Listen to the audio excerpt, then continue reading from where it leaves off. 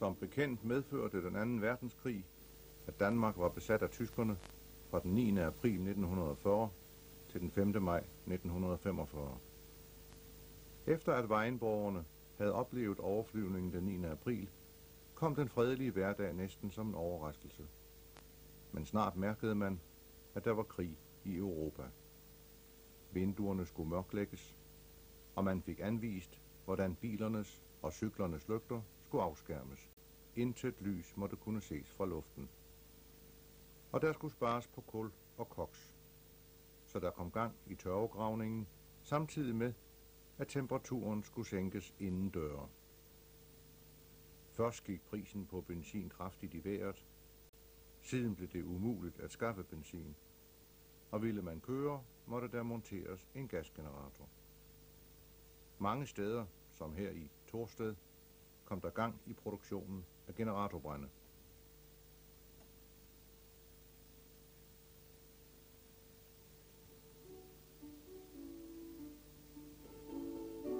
I protest mod den tyske besættelse og i et forsøg på at skabe sammenhold i krisetiden, samledes folk til alsang. Den 1. september samledes 3.000 mennesker på Springvandspladsen i Vejen for at synge danske sange. Men i Folkebladet kunne man næsten dagligt læse om nye rationeringer. Og så en dag dukkede en engelsk spærreballon op. Den drev langsomt og lavt over Vejen by og faldt ned i nærheden af Anstbro. Og stort mere skete der ikke i besættelsens første år. Varemanglen blev værre, som tiden gik, og ord som tobaksaroma, kunstkaffe, papirsnor og rationeringsmærker blev hverdagsbegreber, som i dag giver et glimrende billede af de første besættelsesår. Først efter 4,5 års besættelse, og efter at en del Vejenborgere allerede i et par år havde været med i den modstandsbevægelse, der var vokset frem, skærpedes forholdene, og man følte, at krigen endnu kunne overkomme. I efteråret 44 var englænderne mere end nogensinde tidligere interesseret i, at de tyske transporter gennem Jylland blev forsinket. Derfor blev jernbanesabotagen, også på Vejenegnen, gjort mere effektiv. I Askov, hvor det illegale blad Dag og Dåd i øvrigt blev udgivet, blev en sabotagegruppe klar til at gå i aktion i november 44. Den bestod af 11 højskoleelever, der for de flestes vedkommende var politibetjente, som var gået under jorden.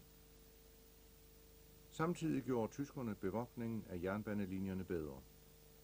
Et hold sabotagevagter havde indtil den 19. september, da tyskerne tog det danske politi, typisk bestået af 2 danske betjente og en jernbanemand.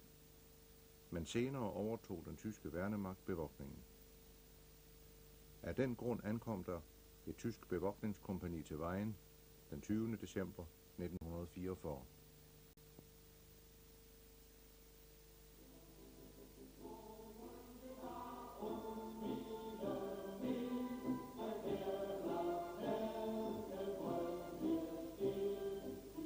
Kompagniet, der var på 360 mand, blev indkvarteret på Bakkely skole, hvis elever derefter måtte undervises rundt om i byen. Vi har mange fotografier af tyske soldater, men vi kender kun få navne. Vi ved imidlertid, at alle disse mænd, forskellige i alder, forskellige i type, har gjort tjeneste i Vejen by eller i den nærmeste omegn. Måske er det dem, der er på øvelse her i Stavshede i marts-april måned 45.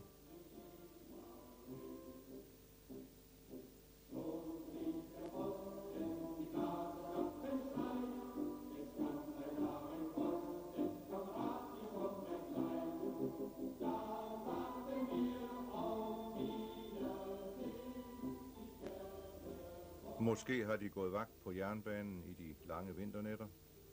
Måske har de været sygepassere eller patienter på feltlazarettet i Askov. Vi ved kun, at de har ladet sig fotografere i Vejen. Billederne har givetvis været tiltænkt familierne hjemme i Tyskland.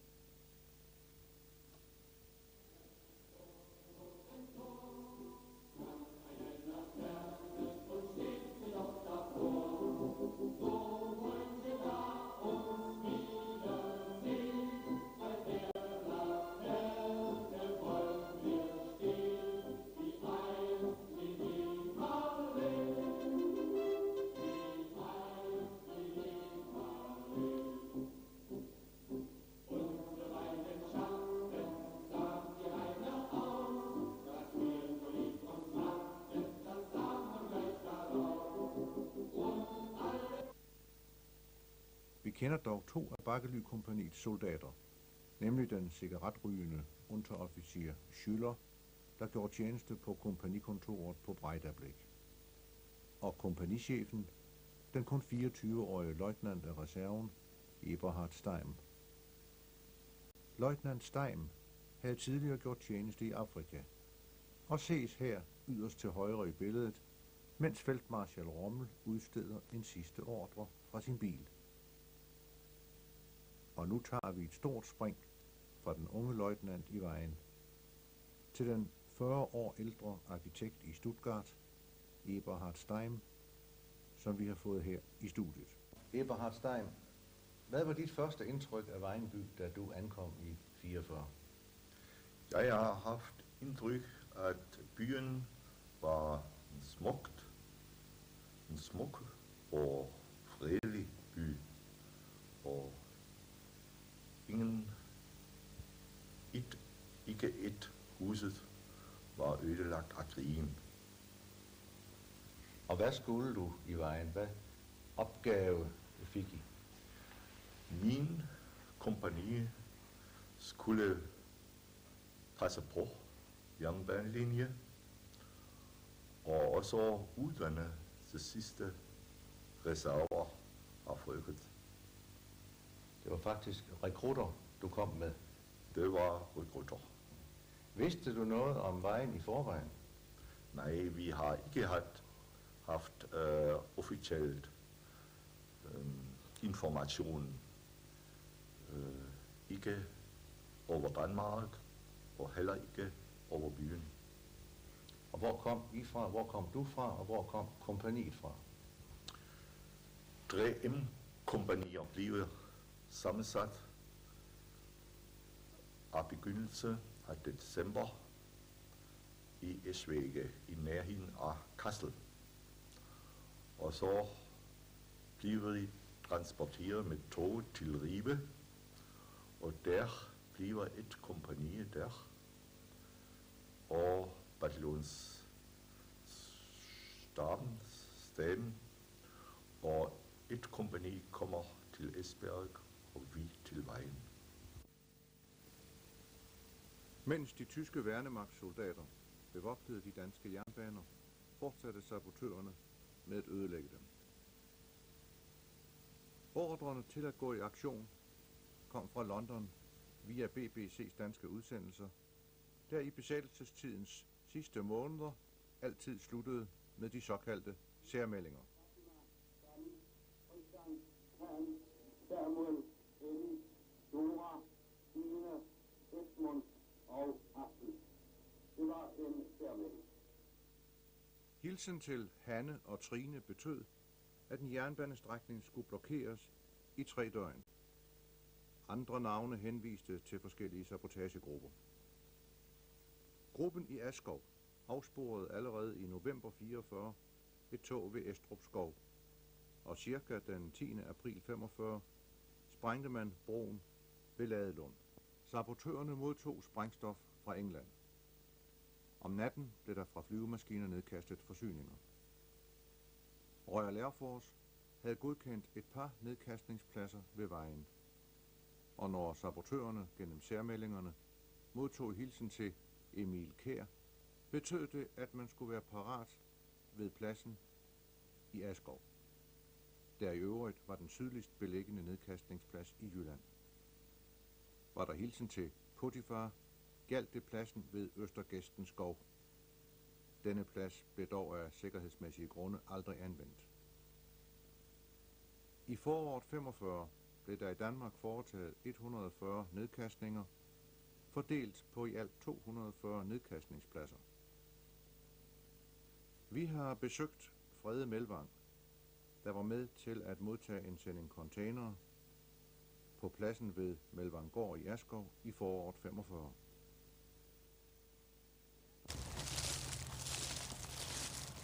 Ja, nu er vi jo så på den her mark, hvor vi for 40-20 år siden havde en nedkastning. Vi var en 12-14 mand herude, og vi havde stillet vagtposter ud sådan de forskellige strategiske steder. Hovedparten af flokken, de stod i skjul nede ved hegnet. Og vi var så 4 mand, som var sat ud på en linje her. Tidspunktet, det var sådan ved 1:30-2-tiden. Og så stod vi 4 mand her og havde så fået ordre på, at når maskinen kom, så skulle vi gå ned i hug og så lyse lige op imod maskinen, for at ikke at lygten kunne ses andre steder. Jeg stod selv henne for enden af denne linje, og skulle så med en tilsvarende lygte morse pladsens kendingsbogstav. Pladsen hed Emil Kjær, så jeg skulle morse kåt. Og vi stod der og havde ventet en times tid.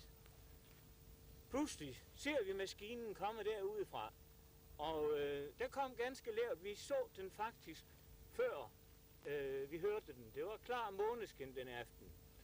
Og jeg gav mig jo til at morse det bedste, jeg havde lært.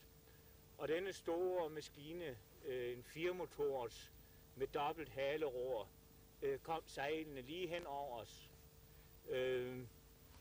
Da den var passeret, kunne jeg se, at agterskytten, han blinkede ned til mig. Det var et stort øjeblik. Man kunne mærke, at kontakten var etableret. Jeg vil aldrig glemme netop dette øjeblik. Maskinen var så borte. Den var fløjet ud og formodentlig vente ud på den anden side Lunderskov. Det var netop sådan, at den skulle følge den samme udtur eller udlinje, som den gik ind. For så kunne tyskerne ikke finde ud af, hvor godset var kastet. For de havde radarstationer. Det var en i Vittrup Bavn, og den kunne spore maskinens indflyvningslinje, og den skulle også kunne have udlinjen, for de måtte ikke krydse de 2 linjer, for hvis de krydsede, så vidste tyskerne, der var det kastet. Nu havde vi muligheden for, at det kunne være kastet fra Vesterhavet og så ud på den anden til Lunderskov. Godt, den kom, og den kastede, og det var jo et flot syn at se disse 12, 14 eller 16 skærme, jeg kan ikke huske, hvor mange, kommer dalende ned i månelyset. Der var blot det lille uheld, at en af skærmene foldede sig ikke ud. Den faldt ned derovre i den hønsegård derovre ved den ejendom, og det var selvfølgelig ikke helt lydløst. Men så begyndte vi at samle containers ind. Hvis du lige tager ved derhenne, så... Der var sådan, at der skulle helst 4 mand til. Nu er det her en gammel 40-årig container, der er tom. Den vejer ikke så meget, men når den er fyldt med ammunition og rifler og maskingevær, så er den tung, kan du tro. Så barer vi den hen.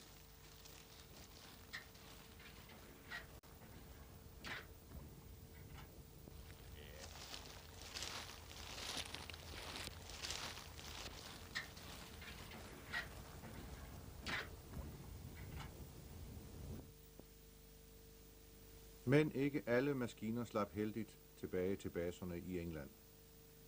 De allierede mistede i alt 240 maskiner i forbindelse med nedkastning af forsyninger i Danmark.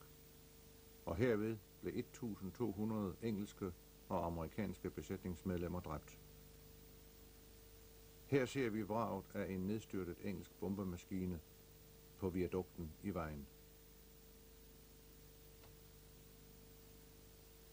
I besættelsestidens sidste måneder frygtede tyskerne, at de fremrykkende engelske tropper i Tyskland ville fortsætte op igennem Jylland, og man begyndte at anlægge forsvarsværker. Tyskerne gravede blandt andet pansergrave i Kongeådalen, og som billederne her viser, ved Petersborg i Store Anst.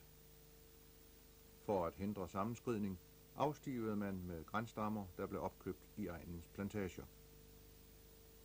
Hvor man på grund af landevejene ikke kunne grave, byggede man tankspærringer af jern, eller som her ved Hovedvej 1 i nærheden af Anst, af beton. Den 25. marts blev Askov Højskole beslaglagt. Først ankom der udmattede kvinder og gamle mænd og underernærede børn fra Østpreussen. Disse civile flygtninge blev dog hurtigt flyttet til Skibelund, Malskole og Sløjdskolen.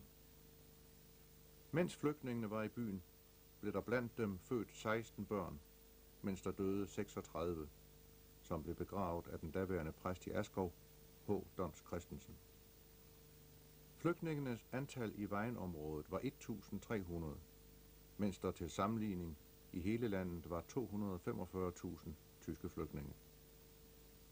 Også nabobyerne havde flygtninge, og billederne vi ser her stammer fra Grindsted og Kolding. I dag minder kun en enkelt lille gravsten på Askov Kirkegård om den elendighed, der herskede i byen i marts og april 45. Da flygtningene havde forladt højskolen, ankom et feltlazaret fra Rusland. Der blev indkvarteret 1.000 sårede soldater, foruden personale. Mange af soldaterne var hårdt såret, og 25 af dem døde. De blev af den tyske feltpræst begravet på Askov Kirkegård, hvor man købte gravpladser. Lazarettet blev i øvrigt først afviklet i løbet af juli måned.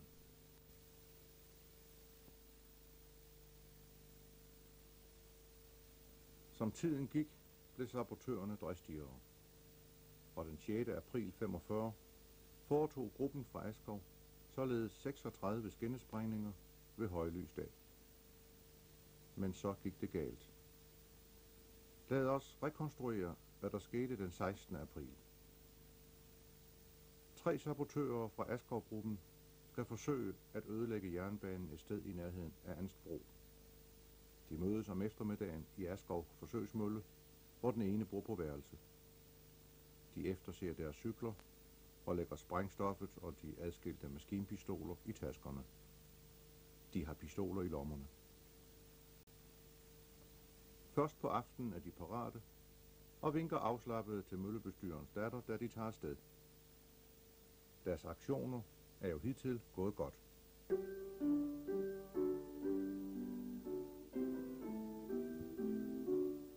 Sabotørerne cykler langsomt mod Skibelund og videre af Ribelandevej mod øst. Lidt senere nærmer de sig vejkrydset ved Skodborghus.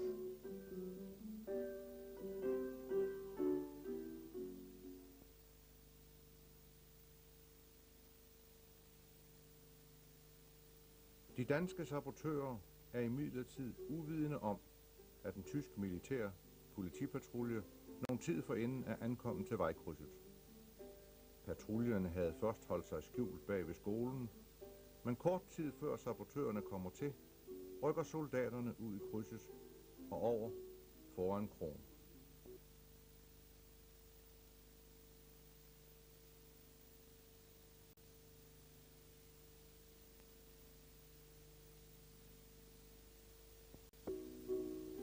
Sabotørerne får først øje på en af tyskerne, da de er et par hundrede meter fra stedet.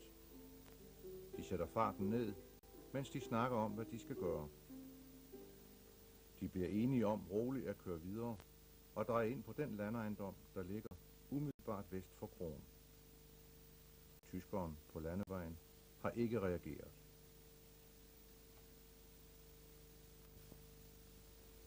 Sabotørerne ser, at en landmand står og ordner en såmaskine. Men de henvender sig ikke til ham. Efter lidt snak frem og tilbage beslutter de at cykle tilbage mod Askov, i håb om, at tyskerne ved kroen ikke har bemærket dem.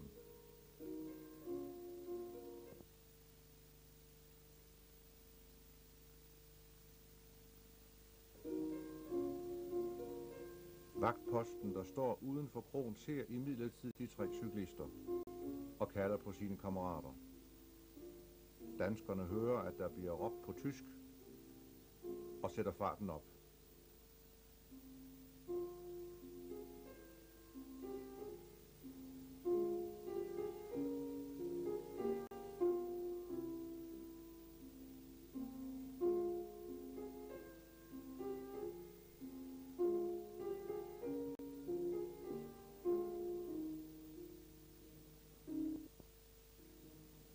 Tyskerne starter deres motorcykel for at sætte efter danskerne, der hurtigt indser, at de ikke kan slippe væk.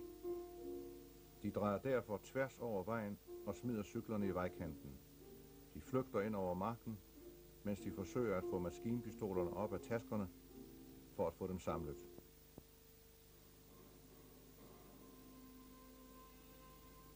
Tyskerne skyder med maskingevær under kørslen, men rammer ikke. Da de når hen til sabotørernes cykler, lader de motorcyklen stå og forfølger danskerne til fods.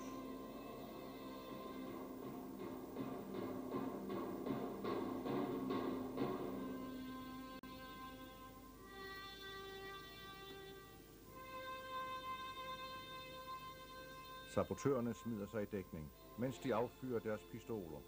De rammer ikke. Tyskerne har også skudt med pistoler, og en af dem trækker sin håndgranat fri af bæltet. Da lyden fra granatens eksplosion har lagt sig, er der helt stille. 2 af sabotørerne rører sig ikke. De er dræbt på stedet. Den tredje er såret af skud.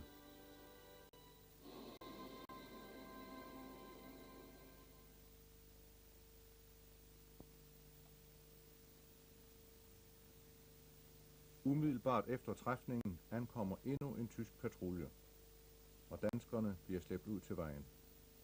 Tyskerne foretager sig derefter ikke andet, end at meddele kompagniet i vejen, at man skal hente de 3 danskere.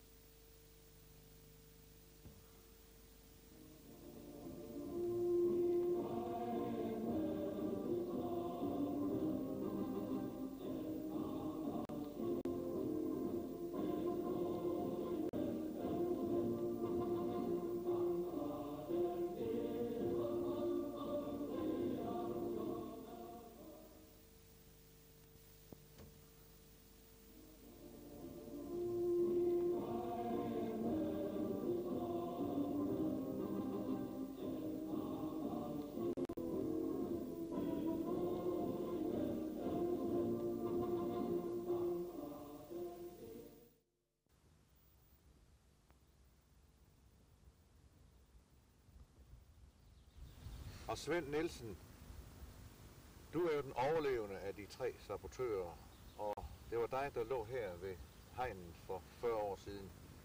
Hvordan erindrer du situationen? Ja, efter at vi var kommet i kamp med tyskerne, så skete meget hurtigt, at der blev kastet en håndgranat, som jeg kunne se med det samme dræbte mine 2 kammerater. Og kort tid efter bliver der kastet en mere, som jeg ser er på vej ned til os, og så springer jeg væk fra hullet der, hvor vi har anbragt os, og over bag ved et dige. Men i det samme, som jeg kaster mig ned der, så bliver jeg altså ramt af et skud i skulderen, og så er der ikke rigtig mere at gøre. Og så er der ført, husker jeg helt tydeligt, fuldstændig stilhed i kort tid. Og hvad er det næste så, du registrerer? Oplever du, at soldaterne kommer hen til dig? Ja, så sker det altså det, at jeg hører nogle stemmer, og det er altså 2, der kommer nærmere og snakker sammen på tysk i dag. Og jeg forstår ikke ret meget af, hvad der bliver sagt, men de står sådan et kort øjeblik og diskuterer. Og så tager de mig, altså de mærker på min puls, kan jeg huske. Og så tager de mig ved benene og slæver mig tilbage over det dige og anbringer mig, hvor de 2 andre ligger. Er du klar over situationen på det tidspunkt? Jeg er klar over, at de er dræbt, for jeg når lige at se jo Cornelius' ansigt, som er helt væk. Og så det har jeg simpelthen registreret, og det tror jeg, sådan må det nok være. Men så husker jeg før det ikke mere, inden det bliver mørkt. Men der er noget med, at I bliver hentet i en hestevogn.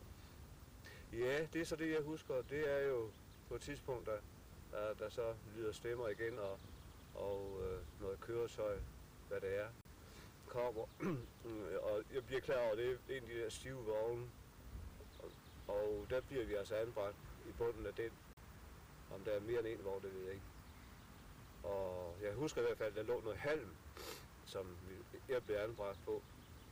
Og så er der sådan nogle glimt, hvor jeg hører hestehovene på brolægningen, og er jo klar over, at det er en hest, eller ja, det er et hestekøretøj, vi kører med. Og ja, man ser stjernehimlen, der er jo helt stjerneklart. Og ellers så er det bare nogle glimt, hvor jeg nok så vil være bevidstløs lang tid. Ja, vi kører så et stykke tid, og så kører vi ind et sted, hvor mine 2 kammerater bliver læsset af. Og det når jeg også lige at registrere, at man tager de 2 og med ganske ublidt smider dem ind et eller andet sted. Og så kører vi altså videre. Og så er jeg åbenbart jo alene på hestevognen. Og du er ikke klar over, hvad det er for et sted? Jeg er ikke klar over, nej. Jeg er ikke klar over, hvor det er, vi er kørt ind, og hvor de er læsset af. Nej, men det er det, vi så senere ved, har været Bakkely skole, og at de er blevet lagt på toilettet, elevtoilettet på Bakkely skole. Ja, ja.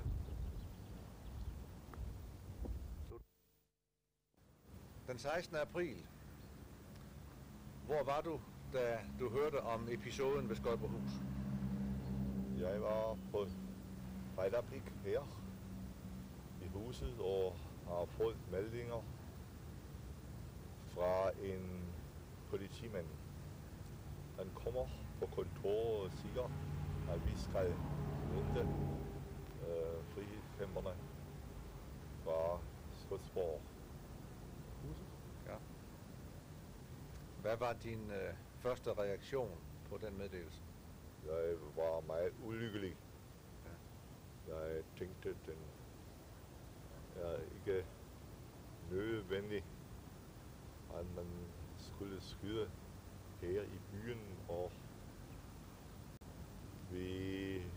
jeg var i sorg, at det nu bliver en eskalation. Tyskerne imod danskerne og tilbage. Men der blev ikke mere ud af det? Nej, det blev ikke.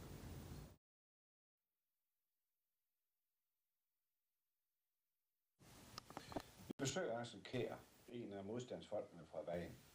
Og vi vil gerne have til at fortælle om, hvad der skete den 18. april om morgenen her i Vejen, den 18. april 1945. Ja, jeg havde været ude om natten og sov lidt længe der om morgenen, og så kom Jens Jacobsen op fra Bøgehøj og hentede mig, at der var sket noget op ved Dalhus. Dalhus ligger ved siden af Grønvognskoven der, og der havde været en tysk hestevogn ind og vende på marken, og kørte tilbage igen og kørte op til Grønvognskoven. Så var vi klar over, at det var de her 2 meter fra Skodborghus, der var blevet skudt der, at de måtte være begravet der. Og så fandt vi stedet, hvor de var blevet gravet ned, og vi gravede dem op for at se, om det var dem, om de havde deres egen del, og det havde de ikke. Og så blev de begravet igen, og så gik Torvald Dahl med op til Dorst Christensen i Askov og fortalte, om vi havde fundet dem, om vi skulle grave dem op, og så få den ført væk derfra. Det måtte vi så ikke i mellemtiden, for Dorst Christensen havde på fornemmelsen af, at de skulle være her omkring. Og så gik det nogle dage der, så kom der besked på, at de skulle blive liggende, indtil krigen var over.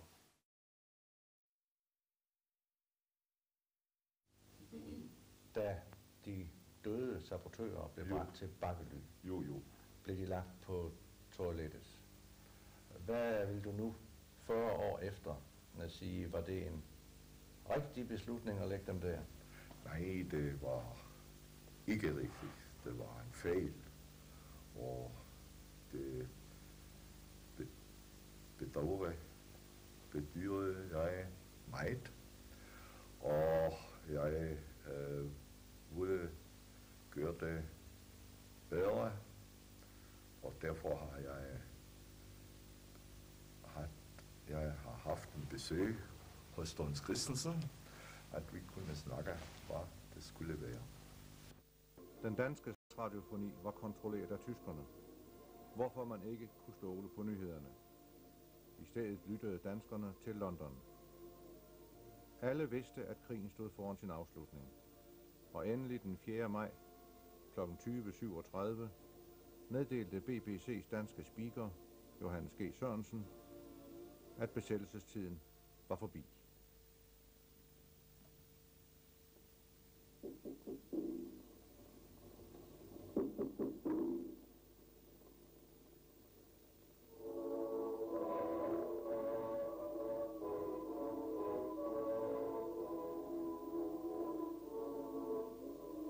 London, BBC sender til Danmark.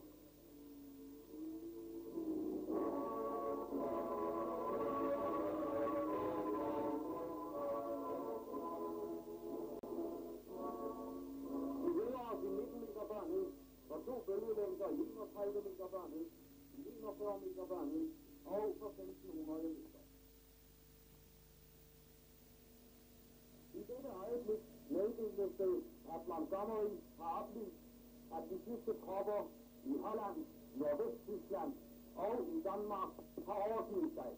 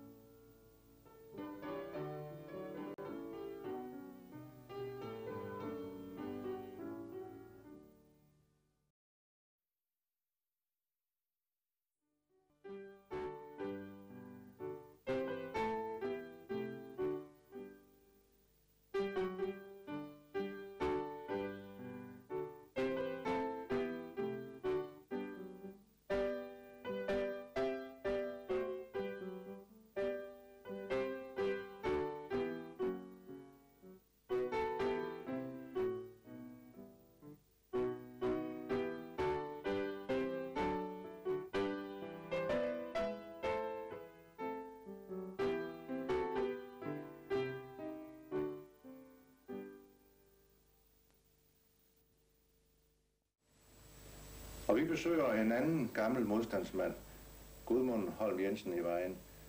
Gudmund Jensen, vil du fortælle, hvordan du oplevede den 4. maj 45, og hvad der skete i dagene derefter for dig? Ja, jeg kan da fortælle, at jeg under hele besættelsen var ansat i Vejen Brugsforening som isenkrammer.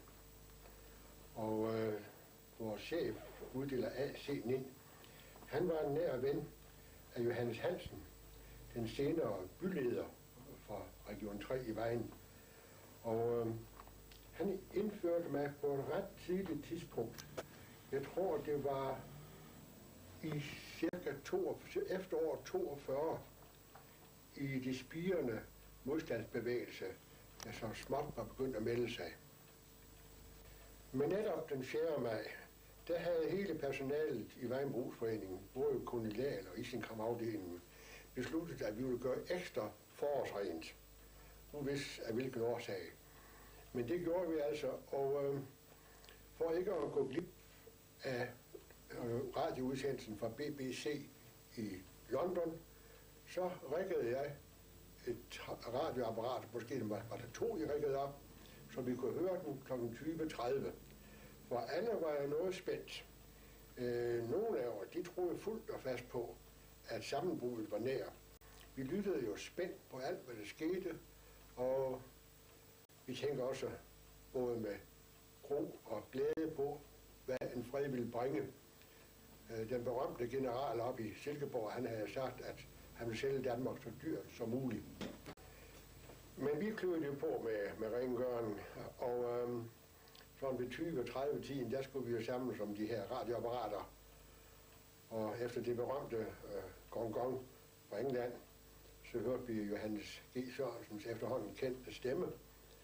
Og de første 5-6 minutter, det gik nu med almindelige frontberetninger. Og vi tænkte, at der er ikke sket noget, for så var han nok kommet med det.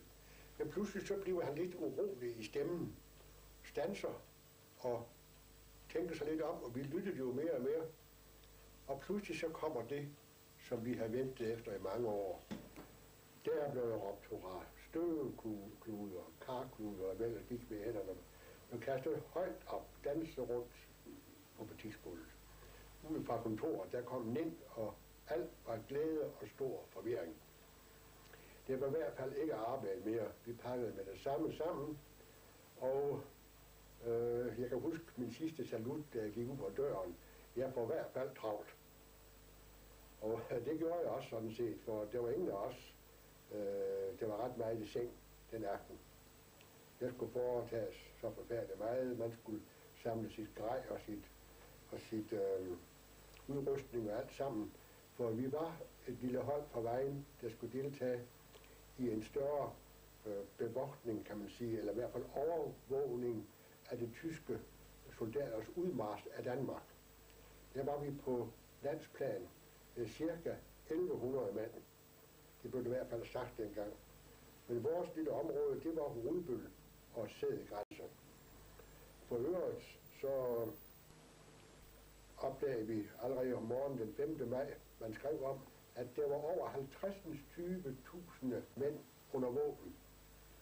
Og det var vel at mærke nogen, der dels har prøvet det rent i praktisk, har prøvet det måske kun i teori, men de kendte deres våben, de vidste, hvordan det funktionerede. Selvfølgelig kom der op ad dagen nogle såkaldt 5. maj-folk, men det var som alle sammen nogen, der havde både mod og lyst til at gøre et stykke arbejde, for nu at få de grønne fejet ud. Men jeg mødte ret tidligt op i brugsforeningen, hvor der var forsamlet en masse mennesker af forskellige art. Men blandt andet var Johannes Hansen fra Bloksborg der. Og midt i alt glædesytringerne, så siger han lige så gravalvorligt, vi må ikke glemme, vi skal huske de to op i skoven. For der er nogen jo over hele Danmark, der ikke får del i denne glæde her, og det er de døde. Og han tog lige ud af luften et verselinje af sangen, eller hyldestdigtet til de faldne fra 1864 her, det hedder Slummer og sødt i Slesvig jord. Og nummer 2 linje er sådan, dyrere købt, den blev ved eder, netop sejren. Og så siger han til mig, kunne du ikke male et skilt, som vi sådan midlertidigt kunne få sat op på graven? Og jeg fandt et stykke krydsvenér, og malede så godt vi nu kunne denne lille sætning, dyre købt, den blev ved eder. Der skete selvfølgelig pludselig, at vi fik det der at vide, og det var jo i hvert fald en stor oplevelse for så vidt, som pludselig blev alle dørene til fængselscellerne lukket op, og vi kom alle sammen på gangene, og helt spontant så begyndte man alle sammen at synge. Var det tyskerne, der kom og åbnede for jer? Eller hvem var det? Nej, jeg tror nu nok, at man også var der fra byledelsen i Kolding på en eller anden måde, fordi vi blev med det samme gjort opmærksom på, at vi ikke ville blive lukket ud om aftenen, simpelthen af hensyn til, at der ikke skulle ske noget. Og man var altså lidt usikker på stadigvæk, hvor meget tyskerne ville gå ud af. Hvordan var forholdet mellem jer og de tyskere, der var i bygningen så på det tidspunkt? Ja, jeg synes ikke, vi mærkede meget til tyskerne. Det gjorde jeg i hvert fald ikke. Og der var jo, vi nu, os der var såret, vi lå jo, eller jeg lå sammen med 2 andre, der var såret. Og vi fik betjening fra hvad hedder de, nonnerne? Sankt Hedvigs Hospital, ja. Og de kom både med mad til os og plejede os på alle måder. Og så det var sådan set kun de der. Ja, jeg tror, at nogle af dem, det var simpelthen også tyske fanger, som så var kærbrugere. Nogen, som havde fået et dom på en eller anden måde for. Men hvornår slap du så fra domhuset? Det skete så om morgenen den 5. At vi simpelthen blev lukket alle sammen på en gang. Tyske besættelse ophørte officielt om morgenen den 5. maj. Mens der i hele landet blev ringet med kirkeklokkerne, samledes folk for at hejse Dannebrog, og som ved brugsforeningen i Askov, tillige det engelske og amerikanske flag. I Bryggergade i Vejen hos kriminalbetjent Bøjsen blev flaget også hejst. Her mødte modstandsfolk og politibetjente for at få instrukser. Betjentene havde været under jorden, men uniformerne var hurtigt blevet hentet frem. Bryggergade blev afspærret, mens patruljerne i dagens løb blev udsendt.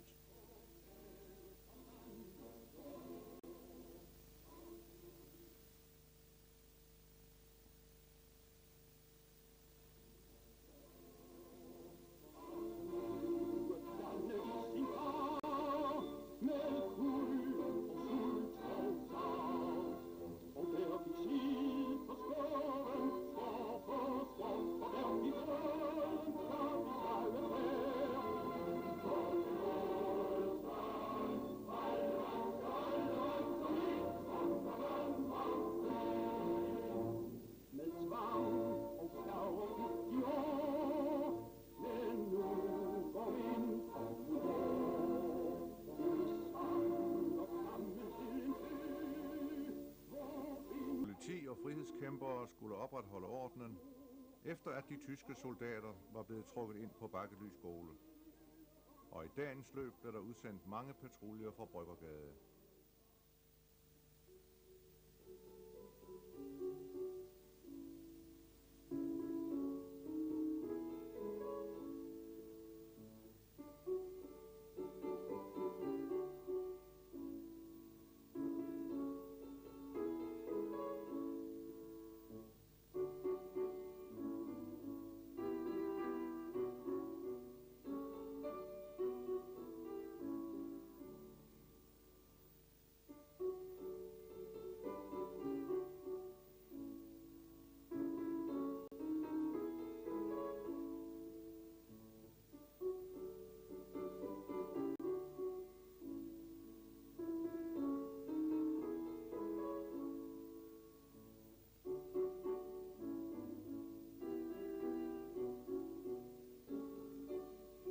23 danskere blev i dagens løb anholdt og ført til Bloksborg Husholdningsskole, hvor der var indrettet en midlertidig arrest.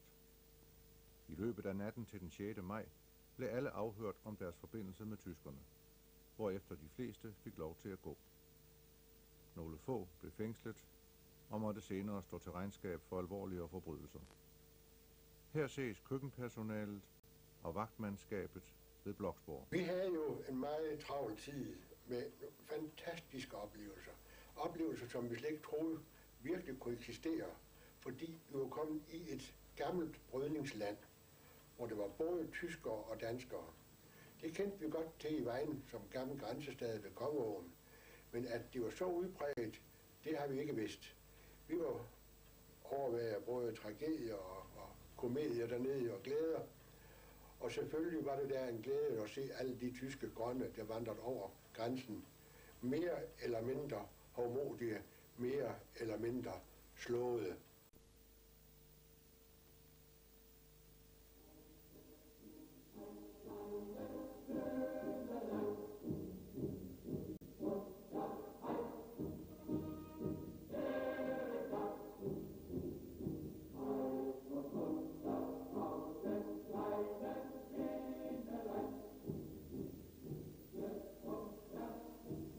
Mens soldaterne i besættelsestidens første år altid sang, når de marcherede, var der ikke megen sangglæde, da de drog sydpå i dagene efter den 5. maj.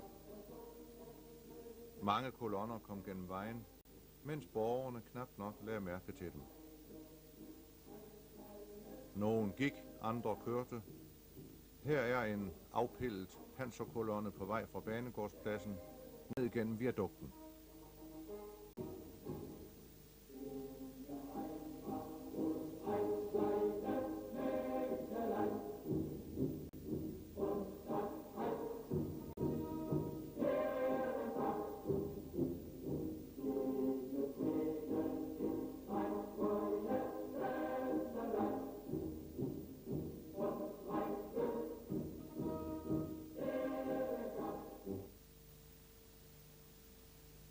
Mange tyske kolonner kom gennem vejen på hjemmarchen, og først den 26. maj havde de sidste soldater forladt byen. Her venter et kompagni på marsordre i skolegården, for lidt efter at være opstillet i Søndergade. Så går turen sydpå, mens en enkelt vagtdeling bliver tilbage.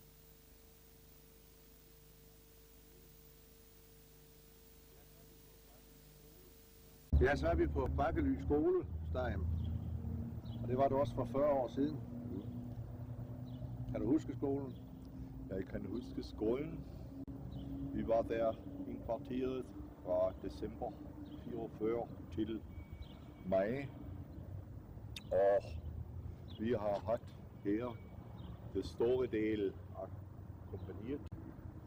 Og den anden soldater var fordelt i realskolen og på forskellige steder på banelinjen fra Lunderskov til Holse. Ja, men så nåede vi så frem til den 4. og 5. maj, ja. Og så skulle I afmarchere. Hvornår drog I ud af byen? Der var kun 2 dage efter kapitulationen, at vi marcherede til Ribe, og når hele bataljonen blev samlet, så marcherede vi sydpå til i nærheden af Tønder over grænsen. Og så var krigen slut for dig Ja, her i Danmark? ja, det var.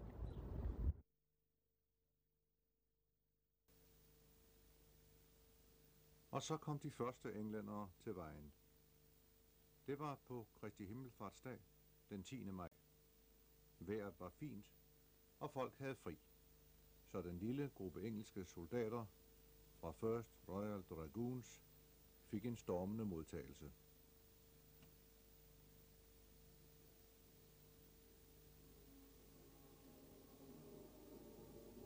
Pladsen foran Hansens Hotel var tæt pakket med glade mennesker.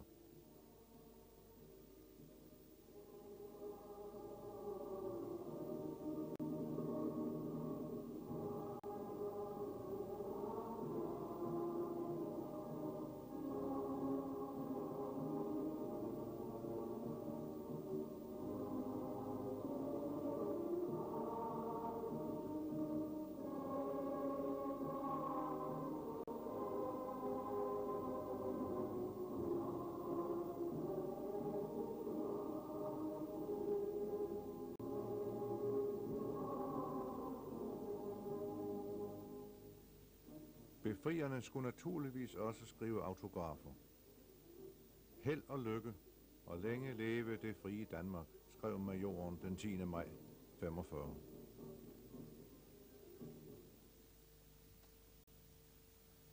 Da den overvældende interesse fortsatte, blev englænderne vist op på hotellets altan.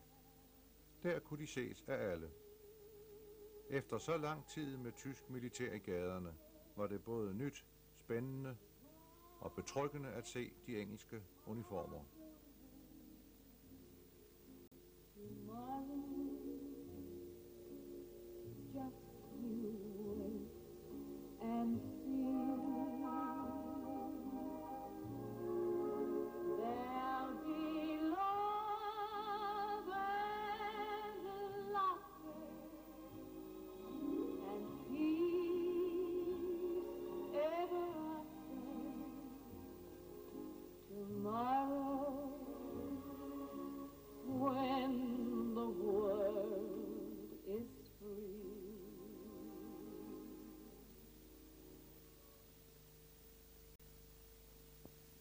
De mere officielle pligter skulle også opfyldes, og de engelske officerer aflagde besøg hos sognerådsformand P. Hauge i Østergade, og vejenborgerne fulgte troligt med. Også andre lokaliteter på vejenegnen fik englænder besøg, blandt andet Ladelund Landbrugsskole.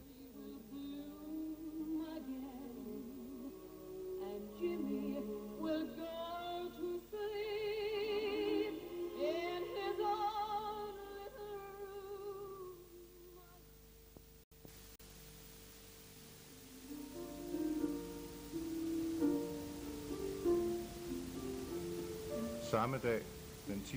maj, fandt der en højtidelighed sted i Vejenskov.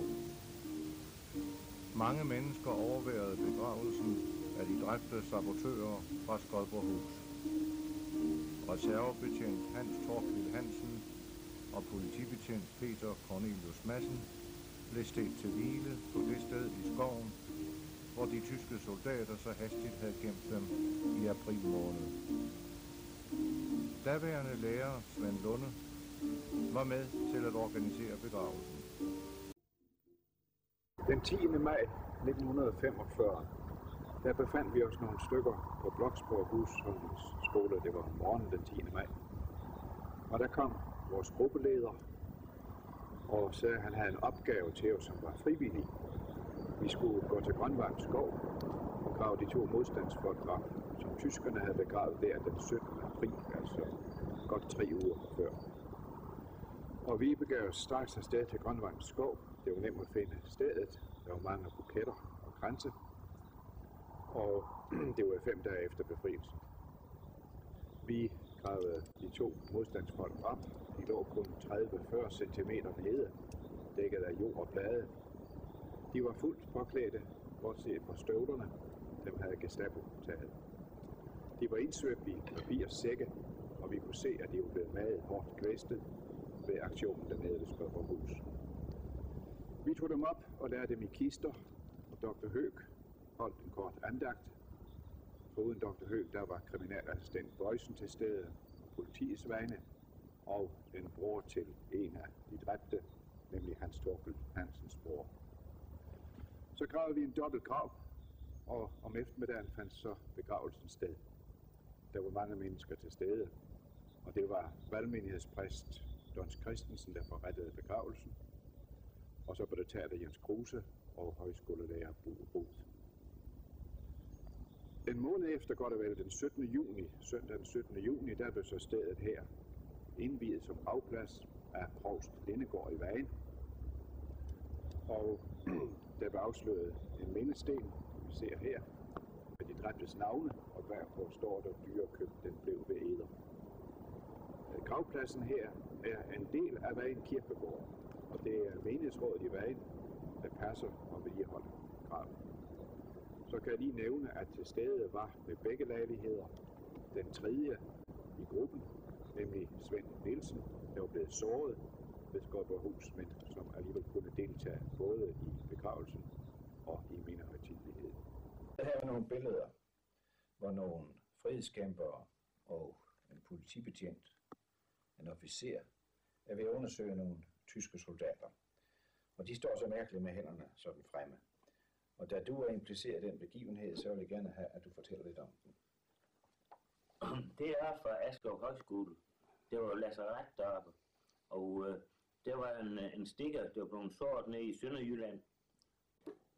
De var tatoveret på hænderne, og så skulle han jo findes frem her. Men så viste det sig, at han var død. Det sagde kommandanten deroppe.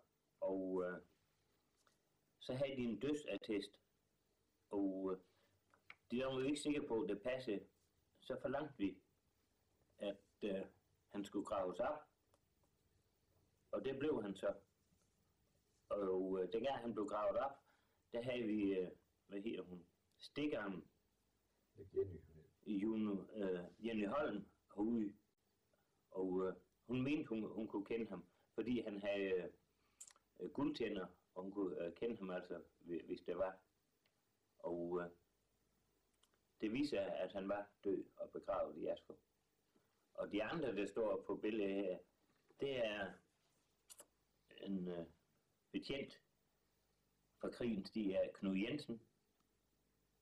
Det var en engelsk officer, der fik det gennemført. Ja, vi måtte ikke selv trænge ind på lazarettet.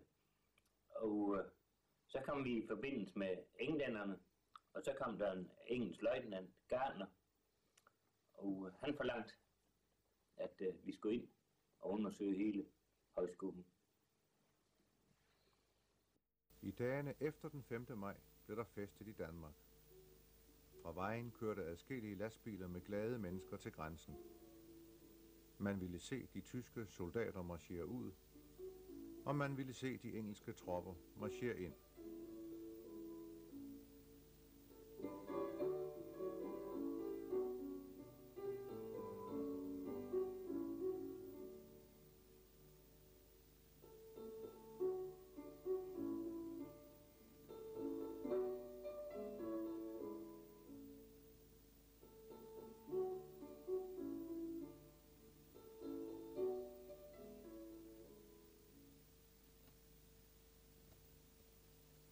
Og man ville se de lokale frihedskæmpere og den danske brigade, der var med til at sørge for, at tyskerne kom ud af landet i ro og orden.